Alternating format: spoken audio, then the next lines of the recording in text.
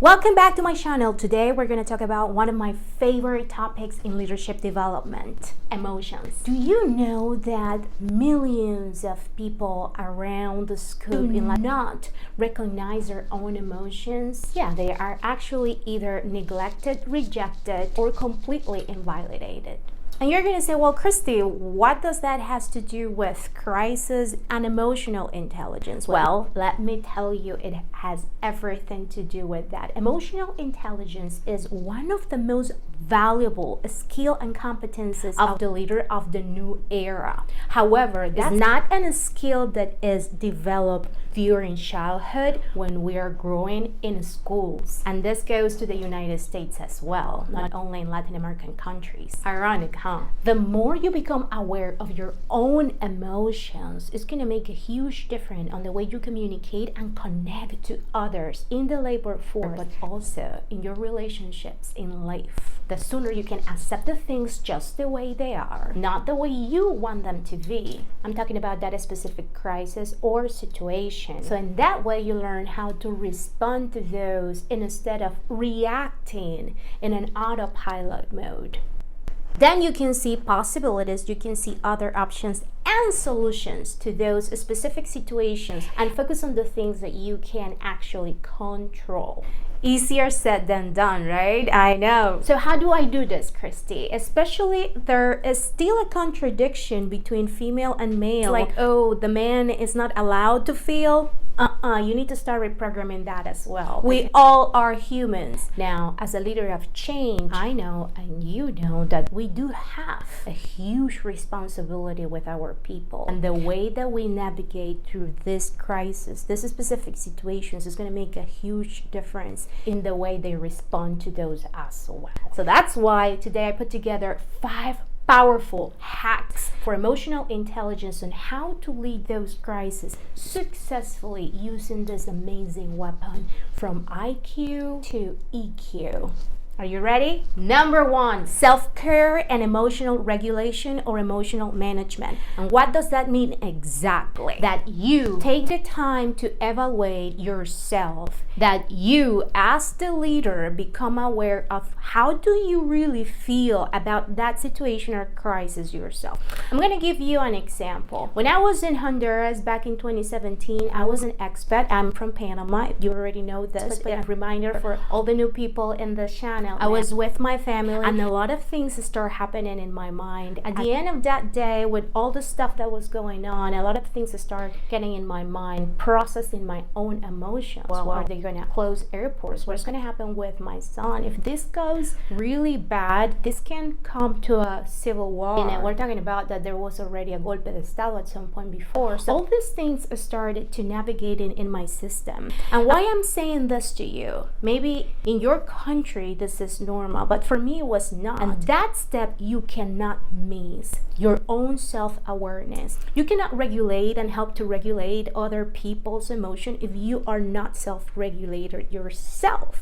Remember what I always said, everything starts and finishes with you, and you cannot give to others what you don't have. Does that make sense to you? So now, understanding what does that situation make me feel, fear, anger, frustration, allow me to acknowledge and accept the thing as it is. After that, I can move forward. Many people believe that by ignoring that something is going on, it's going to disappear, and reality is that's not true. The situation is going to be there, and you cannot neglect your own emotions, because what you're doing with that is you're not allowing yourself to feel. And I know many people in corporate world has been very loud on how vulnerability is a weak point. And let me tell you, vulnerability regulated is the best antidote for narcissism and toxic environment corporations. You can also learn other mindfulness techniques like breathing. The appropriate way of breathing is going to help you to process your own emotion and slow down instead of reacting impulsively in a situation. I'm pretty sure you already have experience at some point when you're angry, maybe a pain in your stomach or a huge headache. Those are emotions talking through your bodies. Another thing you can do is do some kind of activity physically. You don't have to be a runner, but maybe walk for 5 minutes inside your neighborhood. Try to make some physical movement so you can connect with that emotion that you are experiencing. Don't be scared of feeling. We all feel. I will also recommend to you to limit any conversation that trigger that emotion, because once you recognize the emotion, let's say that is fear, and that creates anxiety, somebody's going to come very volatile with some information, some rumor, then that's going to be a trigger. Cut it off. You don't have to be rude, but you can put boundaries. So at the end of the day, you are responsible of your own mental health, and that's going to help you to keep your thing on track. Adaptability is one of the biggest things when it comes to crisis. The way you're going to adapt to those situations is going to be the way you're going to lead your team to success. Number 2, engage constructively.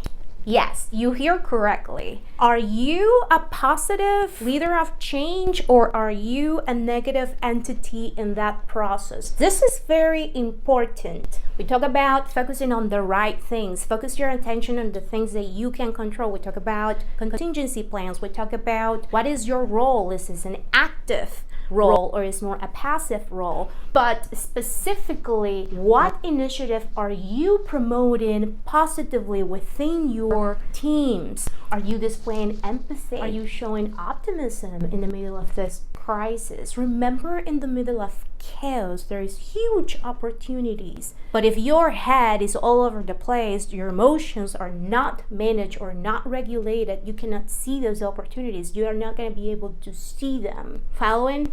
Are you being flexible in the new normal?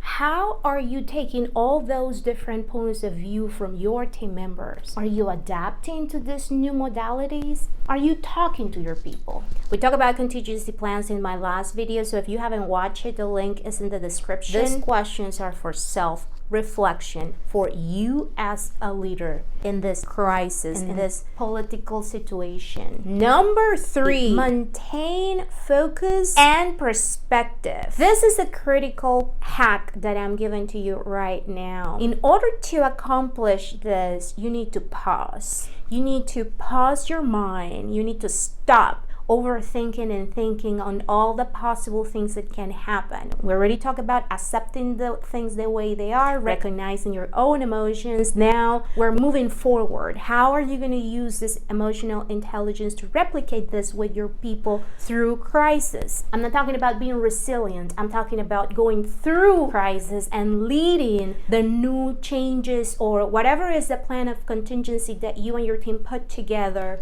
to pass through those situations successfully. So are you taking the time to actually talk to the people and see the things in a 360 view perspective? I call it holistically. Client, people within the organization. Are you understanding why certain things are going to happen the way it happened? Do you have questions yourself? How are you managing the uncertainty of the people? Do you understand where their opinions come from? And it's okay to agree to disagree. I'm not saying that you have to say yes to whatever is the people are saying, but that connection, that specific point, talking to your people, is going to open the door for them to relieve what are they feeling. I'm not saying you're going to be their psychologist, but I'm saying if you are just neglecting the way they feel, they're not going to produce, they're going to be disconnected, they're going to increase the level of errors. That is going to dramatically impact the performance overall with the client, and it's going to destroy their morale because they're not going to feel hurt and ultimately not respected by you. People are going to talk either way, in the break room, during lunch, between them.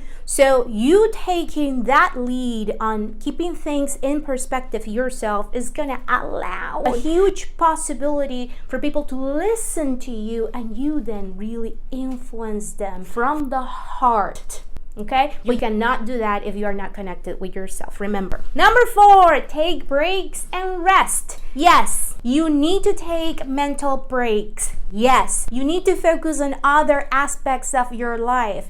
Yes, you need to have some fun and relaxation. Yes, so prioritize what you eat, what you watch in the social media, in the TV, and practice different activities that can help you center. One of the things that helped me to go through crisis and lead changes is meditating, doing yoga, reading, and learning a new ability that is going to help me to integrate those things to our teams and sleep well. If you don't sleep well, that is in a spiral. You're going to be irritated the next day, you're going to be thirsty, you're not going to be focused, you're going to be tired. So all these things are connected. You need to take care of yourself so you can be present for your teams. Number 5, contribution to your community. Your community is your people. Yes, I use the term community because that's what we built when we're leading our teams. That's the difference between management and leadership for me. As I have coached many people on this particular skill set throughout my career, I found very challenging for most of the people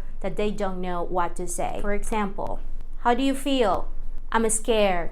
Blank. How are you doing today? My gosh, it took me 5 hours to come to work. I'm exhausted. It rained. I had to go from one boss to the other boss, manager, supervisor. Blank. This is neglecting. This is invalidating an emotion. If you do that, you're losing and wasting a huge opportunity to really connect with your people that is going to take you a couple seconds. So that's why today I'm going to give you some phrases that you could use with your team members in this critical time that can help you establish that emotional connection, okay? I understand this is a challenging time for all of us. Your thoughts are important to me. Thank you for sharing what you are saying. Thank you for sharing this. And then acknowledge what they say. If they stay in traffic for 4 hours, I'm like, are you serious? Oh my gosh, did you take some water? Did you eat already? I'm here to support you. We're going to navigate through this together. Your safety is important to me. Let's take care of each other in this process. I really appreciate the dedication that you're putting to come to work today. It is okay to feel stressed, anxious. I feel the same way. We're in this together. This is validating the emotions of the other person, by the way. I believe our team is strong.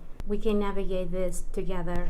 Remember, it's okay to feel all these emotions during a political crisis or any kind of crisis. You're human.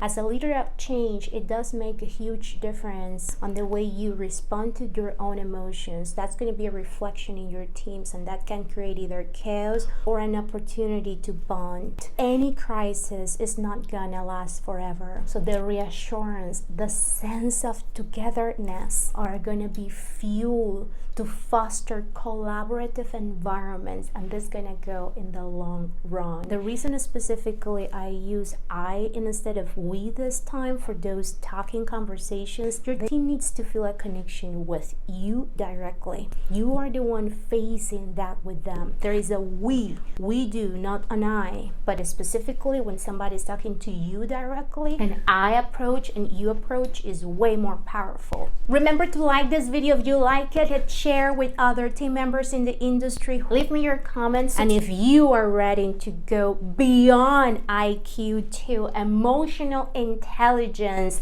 mastering the ultimate skill of influencing people in this new generation, what are you waiting for to join my waiting list for my next leadership event? Powerful, innovative, and definitely a game changer for building a strong, long-lasting relationship in the workplace. It's called Emotions Business Mastery. Stay tuned for the pre-launch. Mark the calendar. It's going to be Q1 2024. The link to fill out the form is in the description. See you next class. Bye.